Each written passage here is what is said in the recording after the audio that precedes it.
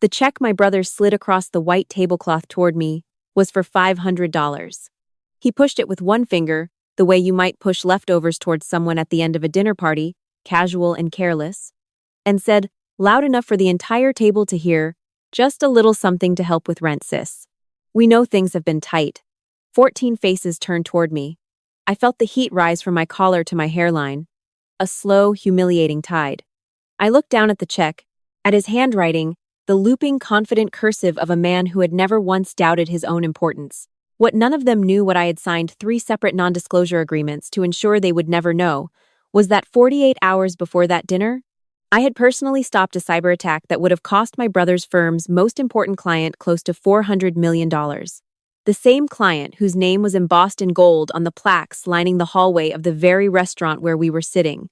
The same client who was, at that exact moment, sitting 6 tables away. My name is Maya, and at 31 years old, I have spent the better part of a decade learning that the people who are supposed to know you best are often the ones who see you least. The dinner was to celebrate my brother becoming the youngest partner in the history of Hargrove & Cole, one of Washington, D.C.'s most prestigious corporate law firms. My mother had worn her good pearl earrings. My father had given a toast that lasted 11 minutes. My brother had shaken hands and accepted congratulations with the easy grace of someone who had been rehearsing for this moment since birth. And me? I had driven 40 minutes in traffic, sat in the corner between my aunt and a second cousin I barely recognized, and tried very hard to look happy for him. I was almost succeeding until the check appeared. My brother leaned across the table, his suit jacket immaculate, his smile wide and practiced. Seriously, Maya, take it, he said, his voice dropping into something that was meant to sound private but wasn't. I know the consulting thing hasn't really taken off the way you hoped. There's no shame in it. He glanced at his fiancée beside him, then back at me, his expression one of generous, patient condescension. Family takes care of family. I picked up the check. The paper was thick and expensive. Because my brother only owned expensive things. I folded it once and placed it in my clutch. Thank you, I said. 2 words, all I could manage. My father, sitting at the head of the table, nodded slowly. He didn't tell my brother to stop. He didn't look uncomfortable. He looked, if anything, relieved. The way a man looks when an awkward problem has been quietly managed. He raised his glass toward my brother and said, "That's my boy." I looked out the tall restaurant windows at the Washington skyline. The Capitol dome lit up pale and distant, and I thought about the 47 hours I had just spent without sleeping. I had been sitting in a basement server room in Northern Virginia 2 nights before, 3 empty coffee cups beside my keyboard, when the first anomaly appeared in the network traffic logs. It was subtle, the kind of thing that most analysts would have dismissed as a glitch, a ghost in the system. I almost did. But I had been doing this long enough to know that ghosts don't repeat themselves at 47-minute intervals, and this one did, like a heartbeat, like something alive and patient and waiting. By midnight, I had traced it back to a coordinated intrusion attempt, targeting the financial architecture of Caldwell Global Investments, the largest private equity firm in the Mid-Atlantic.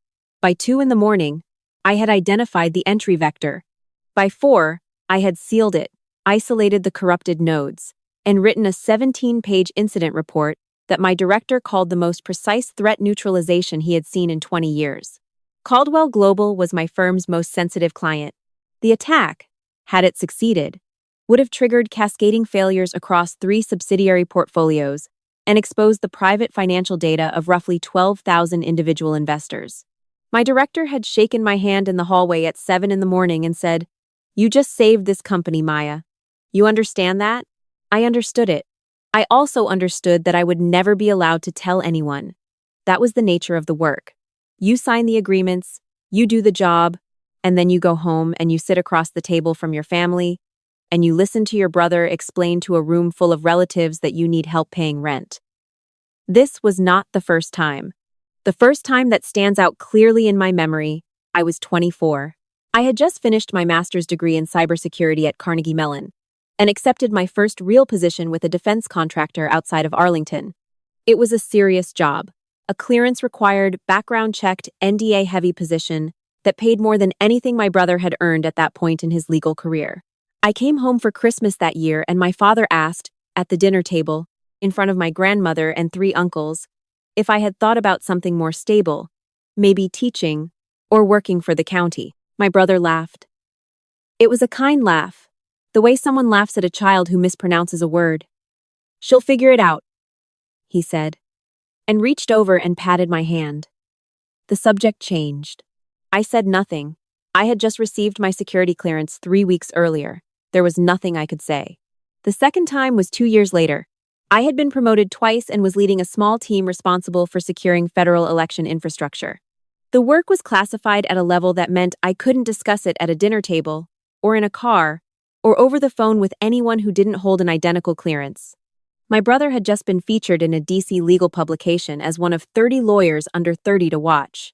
My mother framed the article and put it on the mantle beside my father's college photo. I sat in the living room and looked at that article for a long time. Then I went to my childhood bedroom and sat on the edge of the bed and thought, not for the first time, about what it would mean to simply tell them. But the oath is not abstract. It is not a formality. It is a legal and moral commitment that exists because the alternative is that people get hurt, that systems fail, that the invisible infrastructure holding things together quietly falls apart. I had chosen this work because I believed in that. I still believed in it. Even sitting on that narrow bed with the sound of my brother being celebrated drifting down the hallway, I believed in it. That didn't make it easier. The hardest moment had come 6 months before the partnership dinner. My father had called me on a Tuesday evening and asked, with a gentleness that somehow made it worse, whether I might consider moving back home for a while. Just until you get your feet under you, he'd said. Your brother and I have been talking, and we think it might be good for you to have some support. You've been at this consulting thing for a while now, and it just doesn't seem to be gaining traction. I was sitting in my car in the parking garage of a government facility at the time, still wearing my visitor badge, having just completed a 6-hour briefing with officials from 2 federal agencies. Dad, I said, I promise you, I am doing okay. I could hear the careful patience in his sigh, the tolerance of a man who had decided long ago that his daughter needed protecting from her own bad choices. Okay, sweetheart, he said. The offer stands. I hung up and sat there in the dark of the parking garage for a long time. Back at the table, the dessert course had arrived. My brother was laughing at something his fiancée said, his hand easy on the back of her chair. The check and its small mercy apparently forgotten. My cousin leaned over and whispered, He really does look out for you, doesn't he? I smiled because I did not know what else to do with my face. That was the moment I saw him. He was 4 tables away, rising from his chair to shake hands with someone, and even from across the room, the authority in his posture was unmistakable. Thomas Caldwell, founder and chairman of Caldwell Global Investments, one of the most recognizable figures in Washington financial circles. A man whose photograph appeared on the covers of magazines and whose name was on buildings. He was here, in this restaurant, 6 tables from my family, and he was scanning the room with the calm, methodical gaze of someone who notices everything. His eyes found mine. I looked away immediately. I reached for my water glass. My heart was doing something irregular and uncomfortable in my chest. I was not supposed to be here. Not in any formal sense. I was simply a person having dinner with her family at an upscale restaurant. But Thomas Caldwell knew exactly who I was.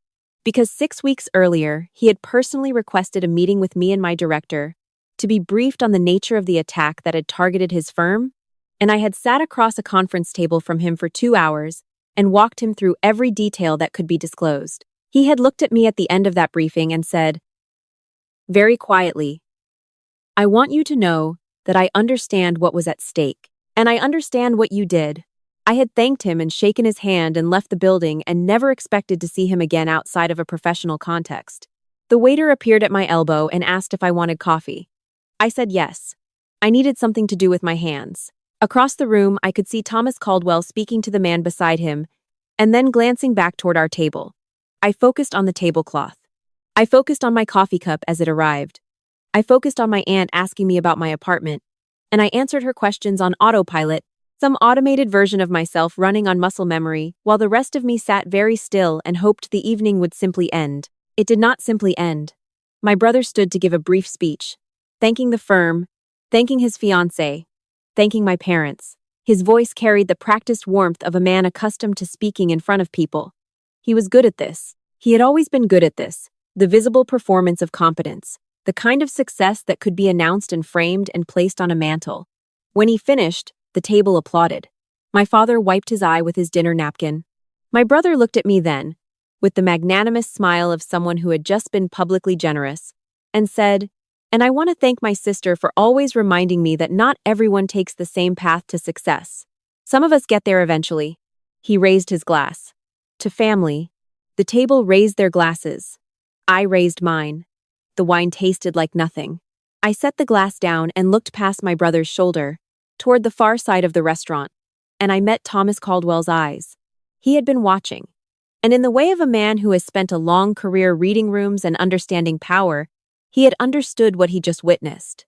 His expression did not change, but he set down his own glass, said something brief to the man beside him, and stood up.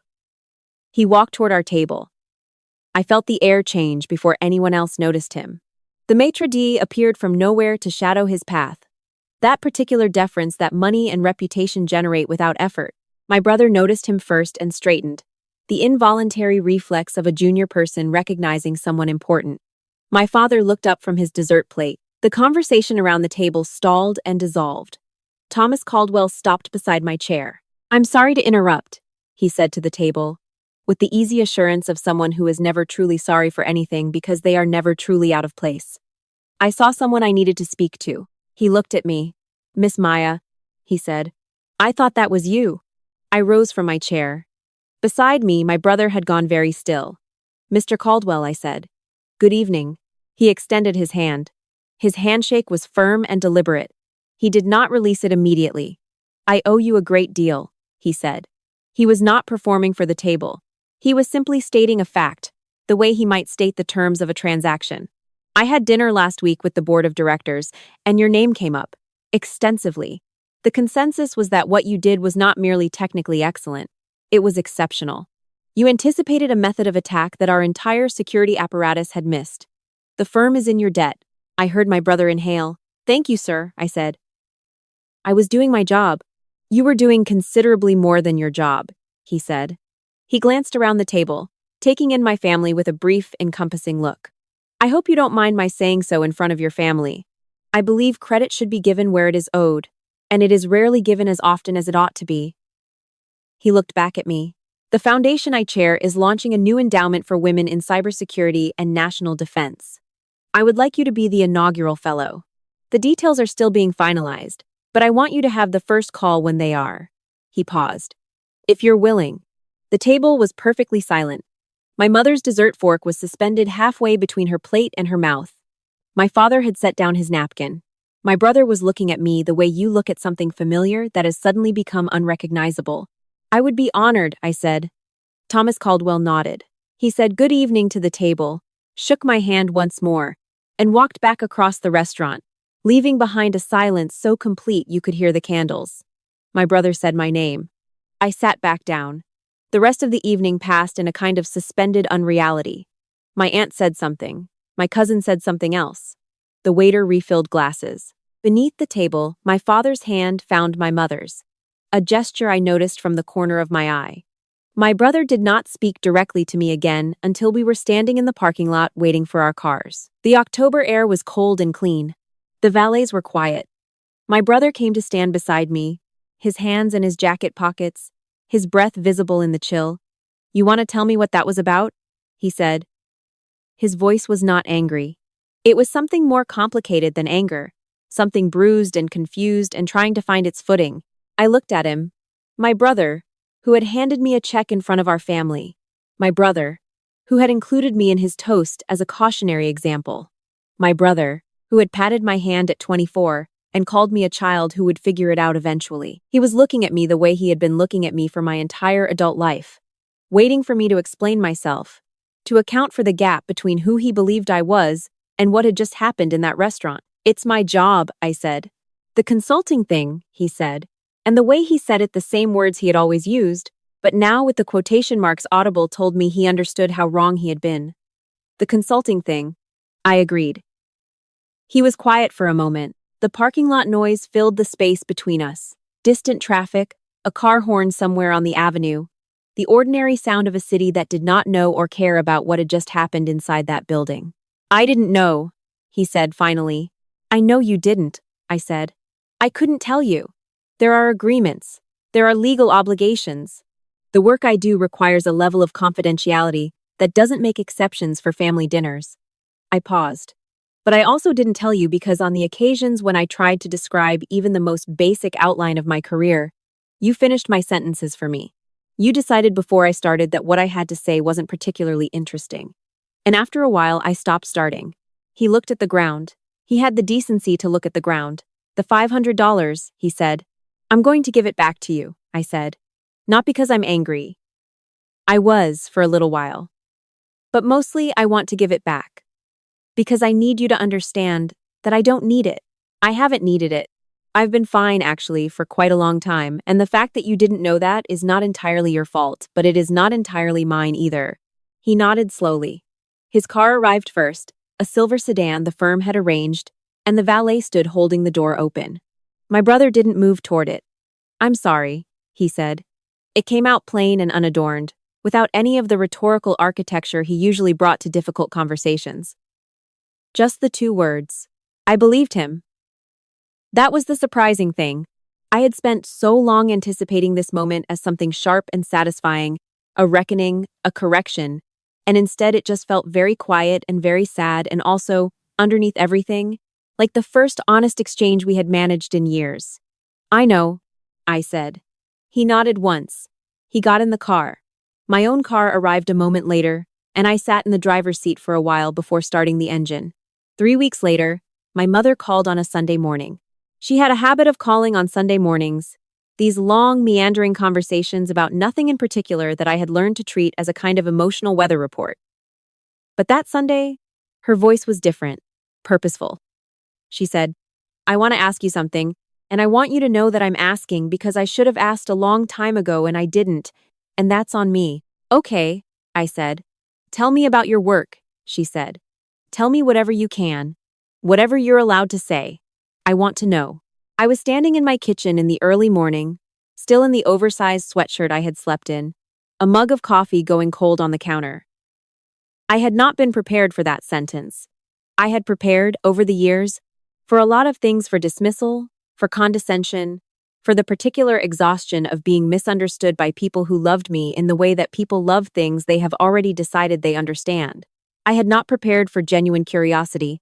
It might take a while, I said. I've got time, she said. Your father's at the golf course. I carried my coffee to the couch and tucked my feet under me. And I talked. Not about the classified things, not about the specific operations or the clients or the 47 sleepless hours before the partnership dinner, but about the shape of the work, the nature of it, the strange, invisible importance of guarding systems that most people never knew existed. I talked about what it meant to sit in a basement server room at 4 a.m. and find something that should not be there, and to know that the finding of it mattered, even if no one would ever know your name in connection to it. I talked about the weight of that and the pride of it and the loneliness of it all at once. My mother listened without interrupting. When I finished, she was quiet for a moment. Then she said, I didn't understand any of that when you were growing up. I thought computers were just something you did to avoid people, a small, rueful laugh. I thought I was being a good mother by encouraging you to get outside more. I know, Mom. I wasn't paying attention to what you were actually building, she said. I'm paying attention now. Something that had been braced in my chest for a very long time released. It was not a dramatic feeling. It was more like the end of a long headache, the specific relief of a pressure that has been so constant you stopped noticing it until it was gone. That's enough, I said. That's really enough. Thanksgiving came 6 weeks later. We were at my parents' house, the one I had grown up in, a brick colonial in a quiet suburb of Northern Virginia, with a yard that was too big for my father to maintain properly and that he maintained anyway, every weekend, as a matter of principle. The house smelled the way it always smelled, roasting turkey and the particular brand of candle my mother had burned for 30 years, and underneath those things, the old wood and old carpet smell of a place that had absorbed decades of family living into its walls. I arrived early to help in the kitchen. My brother arrived with his fiancée an hour later, and he came in through the back door the way he always had since we were kids, dropping his keys on the counter without thinking, the 1,000 small habits of a childhood home. He looked at me and said, Hey. I said, Hey. His fiancée hugged me and said the kitchen smelled incredible. Before dinner, My father asked me to come with him to the study.